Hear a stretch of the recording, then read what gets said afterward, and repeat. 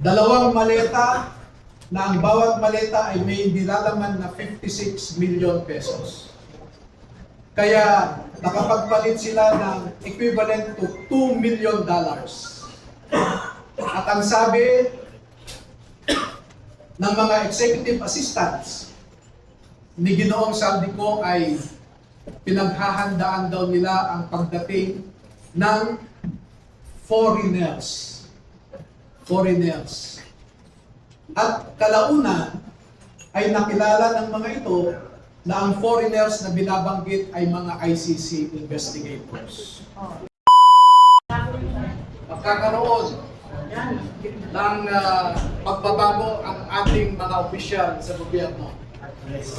Ngunit makalipas ang 13 taon, yung bilyon-bilyon na ninanakaw noon ay umabot sa trilyones ngayon.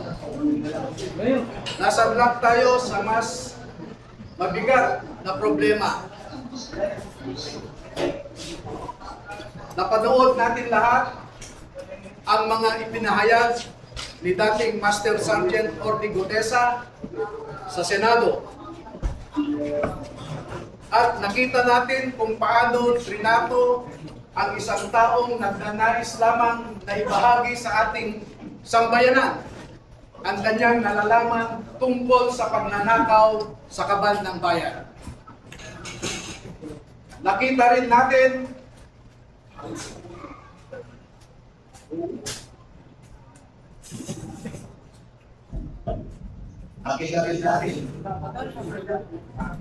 Mas maganda pa wala.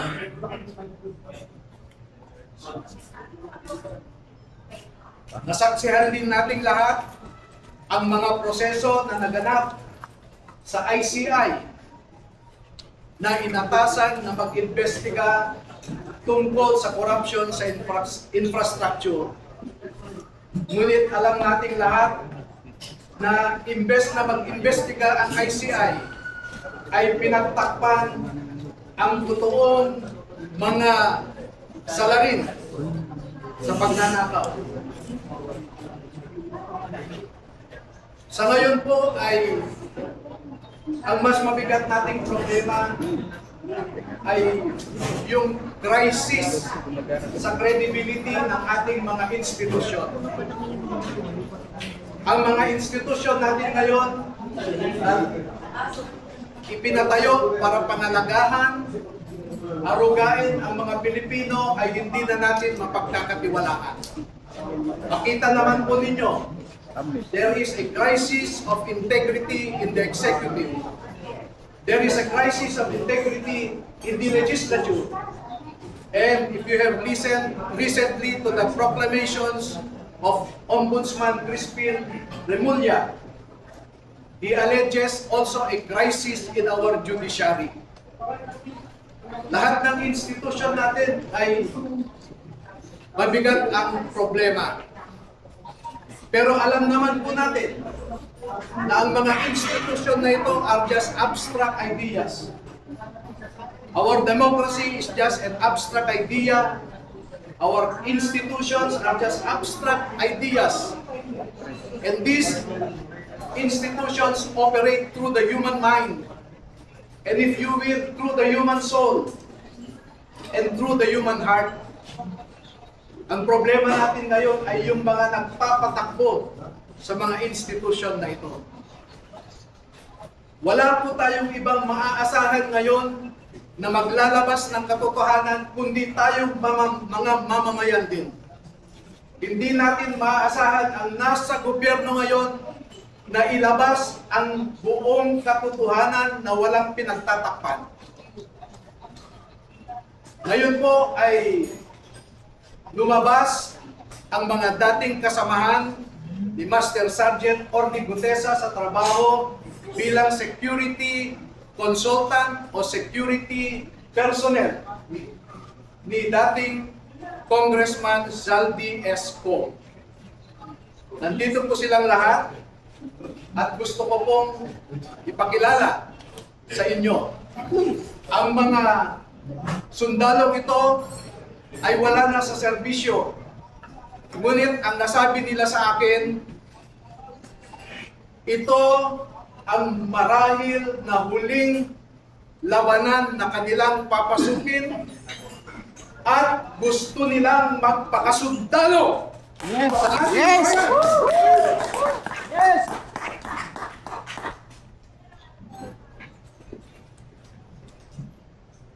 Tinatawag po ang isang magiting na Pilipino, si Bernard Tube.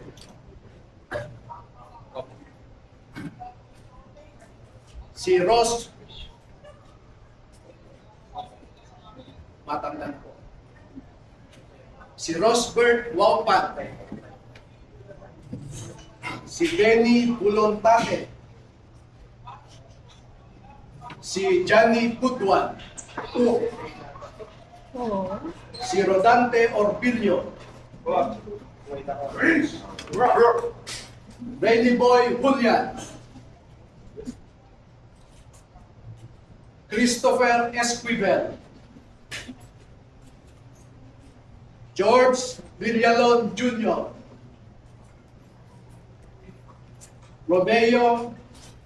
Romel Bobares.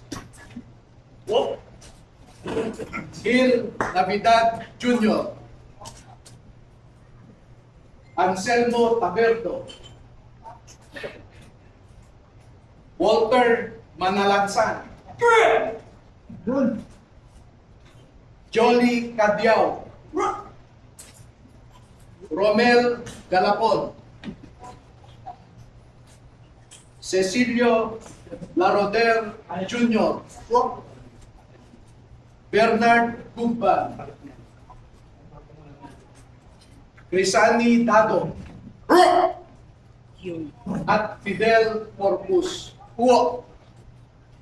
Meron po silang kasamahan na 12 pa na hindi makakadalo ngayon dahil sa mga personal na rason. Ang dalawa ay meron silang kasama sa buhay na nagtatrabaho pa sa gobyerno at meron silang pag-aalinlangan na maaaring maapektuhan ang trabaho ng kanilang mga asawa.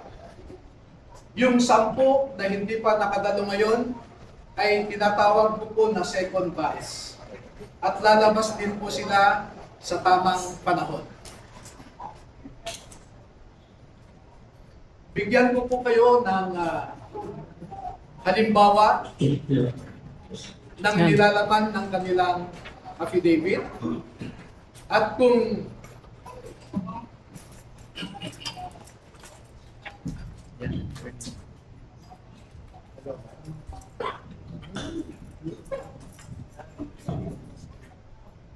ang proseso po kung paano ninakaw ang pera sa kaban ng bayan ay pwede nating ilarawan sa prosesong ito.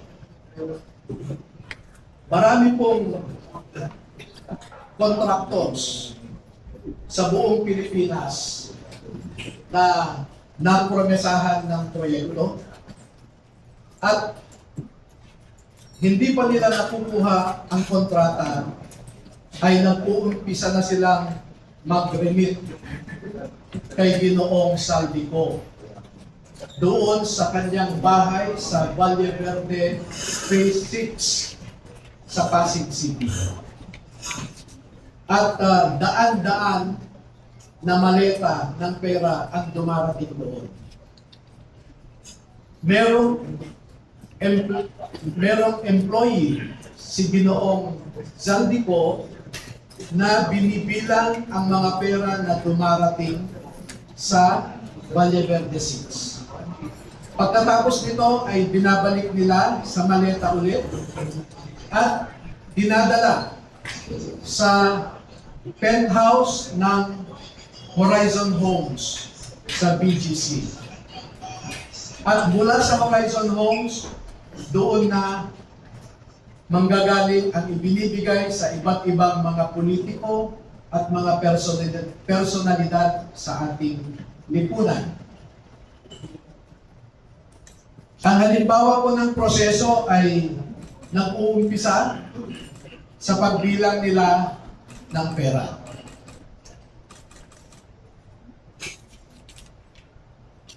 Ang susunod po,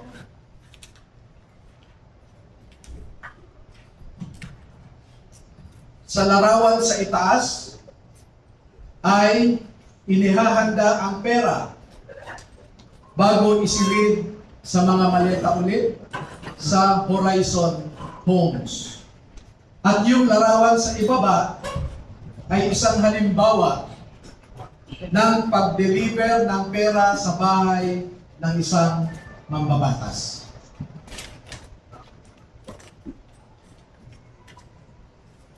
Makikita po ninyo na may nangyari kay Master Sergeant Butesa. Sa aking na tanggap na impormasyon ay napilitan siyang mag-execute ng isang affidavit na kung saan ay sinasabi niya na hindi siya kasali o wala siyang nalalaman sa mga pagde-deliver ng mga mali-malitang pera. Pero makikita po ninyo dito na siya mismo ay kasama sa pagde-deliver ng pera. Kaya naaawa po ako ngayon sa sitwasyon ni Master Sergeant Butesa dahil ginawa siyang sinungaling.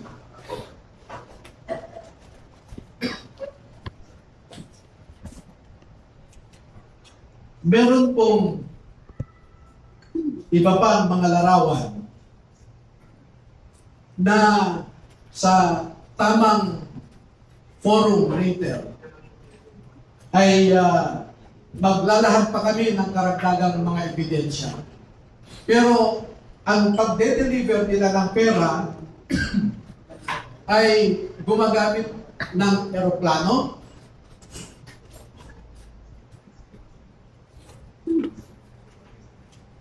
gumagamit din sila ng helicopter,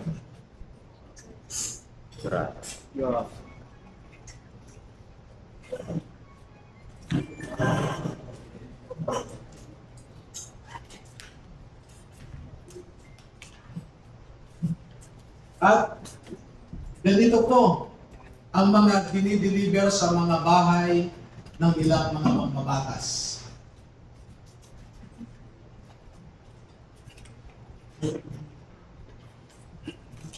Makikita ninyo sa itaas na larawan ang hilera ng mga maleta na ang laman ay pera. At parte lamang ito ng isang delivery na sa panahon na ito ay 52 na maleta ito. Sa isang delivery, umabot ng 52 na bagahe.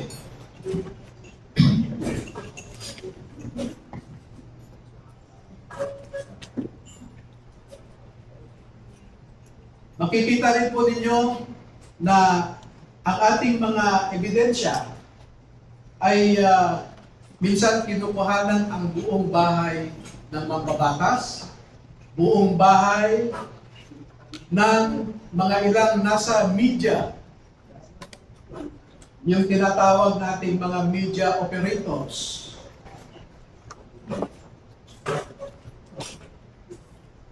At ganyan po sila mag-deliver.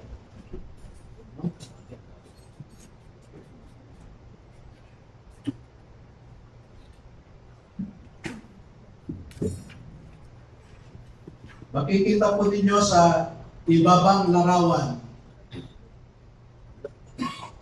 ang mga maleta rin ng pera.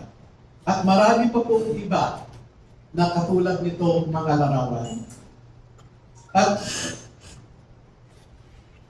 dito sa taas na larawan ay ipinapakita lamang na yung isang malaking maleta ay hindi kayang o halos hirap na buhatin ng 3 katao.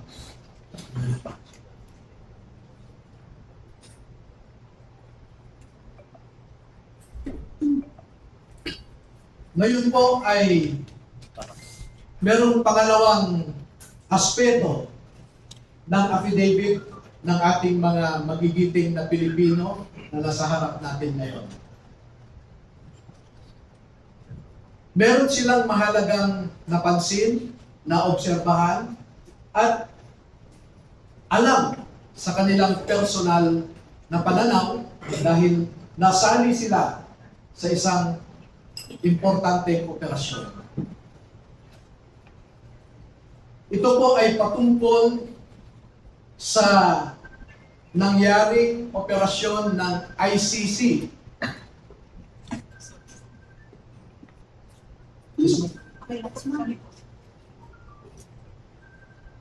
Nasangkot po o nasali ang mga sundalo natin sa ginawang operasyon ng ICC investigators sa Pilipinas. Unang dumating ang mga ICC investigators sa Pilipinas noong December 2028.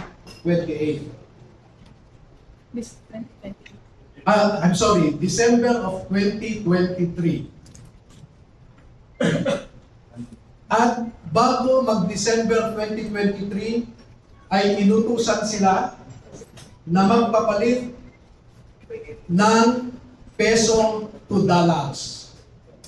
Dalawang maleta na ang bawat maleta ay may nilalaman na 56 million pesos.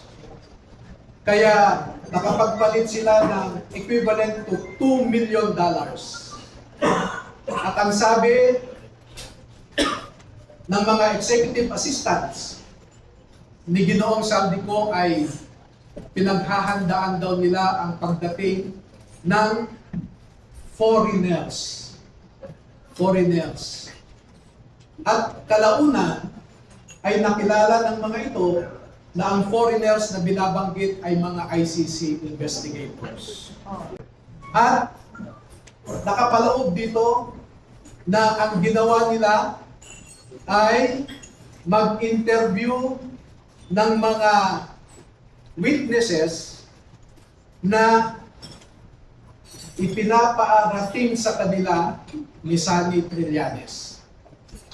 Wala silang ibang in-interview na mga witnesses, kundi ang mga tao lamang na pinapadala ni Sunny Trillanes. At ibinigay kay Sunny Trillanes ang pondo para sa pag-asikaso sa mga ICC investigators na ito. Kaya naman po, lahat ng sasakyan na ginamit, lahat ng hotel accommodations ay sinagot ni Saldico at sa ni Sunny Trillanes. Napansin din po nila na lahat ng mga pag-interview ng ICC investigators ay sa mga pribadong lugar. Wala man lang government office. At makikita po ninyo ang madalas na pag-deliver nila ng mali-maleta at minsan mga paper bags naman na mga pera patungo sa mga nag-aalaga sa ICC investigators.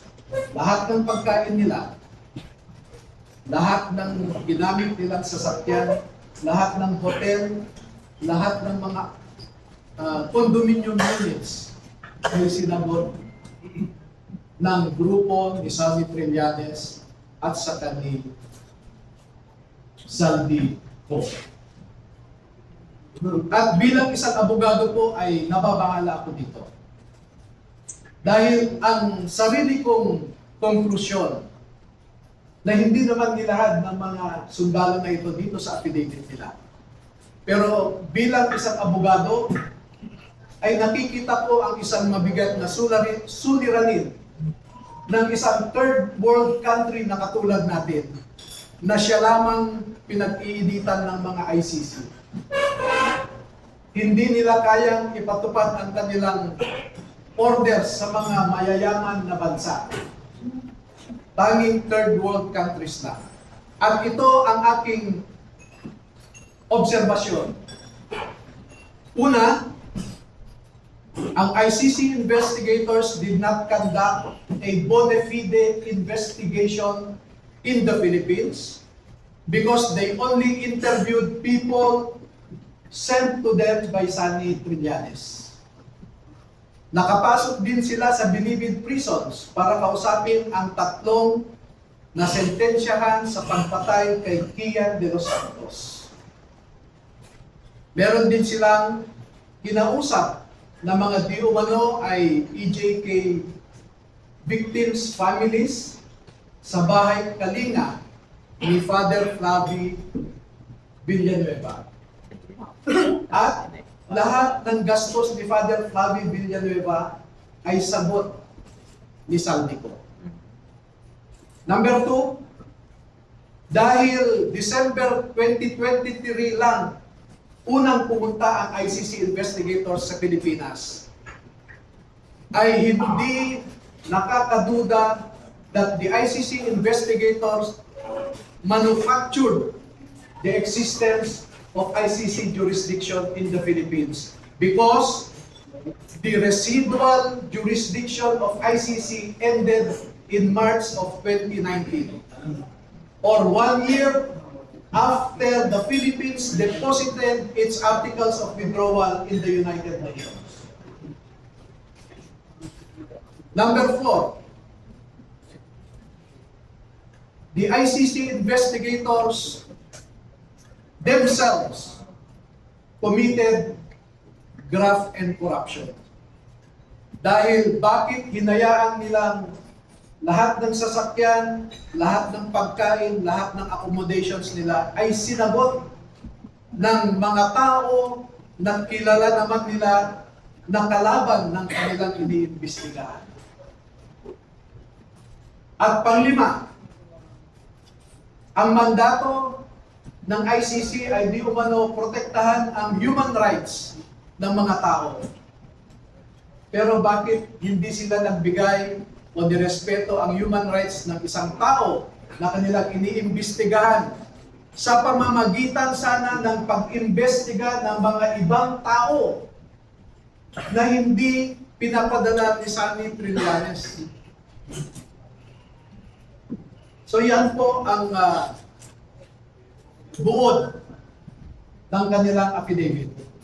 At una ko nang ipaalam sa inyo na bago po kami magbigay ng buong kopya sa inyong lahat, ay pahintulutan muna ninyo kami na isumite ito sa Office of the Ombudsman para makita natin kung umaandar pa ang sistema sa Office of the Ombudsman. Dahil isa ang ngayon Ombudsman natin na binanggit dito sa affidavit. Pangalawa, ay magsusumiti rin kami sa ICC mismo para malaman ng ICC ang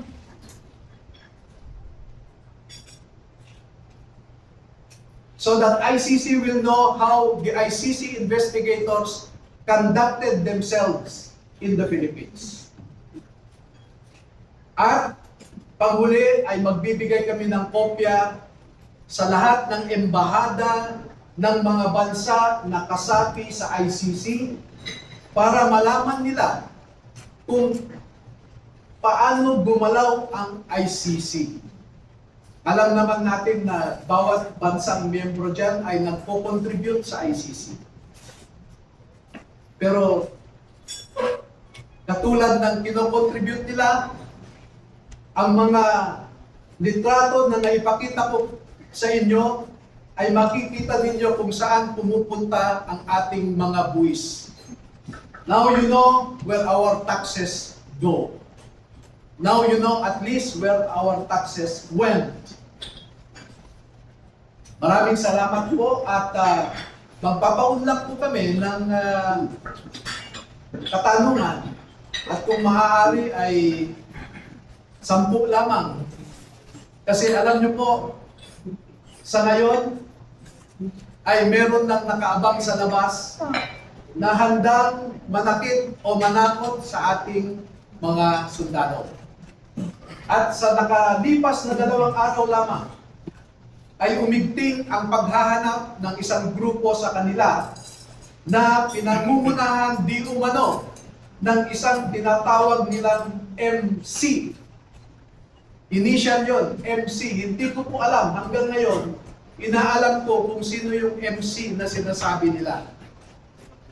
Pero meron siyang inutusan na nasa gobyerno pa at mataas ang rangko sa ating kapulisan para ipatupad ang kanilang gustong mangyari na hindi matuloy ang paglabas ng ating mga kasundaluhan sa katotohanan. At panghuli po, meron akong isang pakiusap sa ating armed forces at saka sa Philippine Marine Corps.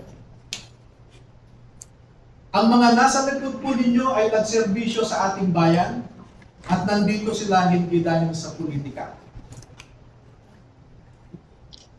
Hindi po sila nagsasabi ng anumang mga bagay na magdadagdag pa sa init ng kasalukuyang politika na pinagdadaanan ng ating bansa.